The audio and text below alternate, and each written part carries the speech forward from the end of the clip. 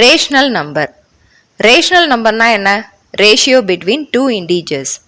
முதல்ல ரேஷியோனா என்னன்னு புரிஞ்சுக்கணும். ரெண்டு பொருளை கம்பேர் பண்ணுறது. ஒரு ஏக்கர் விவசாய நிலம் இருக்குன்னு வச்சுக்கோங்க. அந்த ஒரு ஏக்கர் லேண்டை நம்ம சமமாக 5 பகுதியாக பிரிக்கிறோம். 2 பகுதியில் நெல் சாகுபடியும் 3 பகுதியில் சிறுதானிய சாகுபடியும்.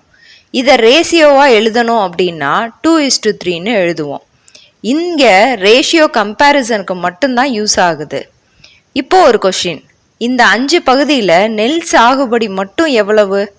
இந்த கேள்விக்கு ரேஷியோவை மட்டும் வச்சு எக்ஸாக்ட் ஆன்சர் சொல்ல முடியாது. இங்கே தான் ரேஷனல் நம்பர் தேவைப்படுது. நெல் சாகுபடின்றது 2/5, சிறுதானிய சாகுபடி 3/5. இதை பார்த்தோன்னே இதெல்லாம் ஃப்ராக்ஷன் தானே அப்படின்னு டவுட் வரும். ஆமாம், ஃப்ராக்ஷன் ஃபார்மில் இருக்குது. அதே நேரம் இது ரேஷனல் நம்பரும் தான். டிஃப்ரென்ஸ் என்னவா இருக்கும்? ஃப்ராக்ஷன் கான்செப்டில் ஹோல் நம்பரில் இருந்து பார்ட்டுன்ற ஐடியா இருக்கும். இப்போ ஒரு வீடு கட்டுறதா வச்சுக்கோங்க. ஹால் ஒரு யூனிட்டு. நீங்கள் சொல்கிறீங்க தின்ன ஹாலை விட 1.5 மடங்கு பெருசாக இருக்கணும்னு.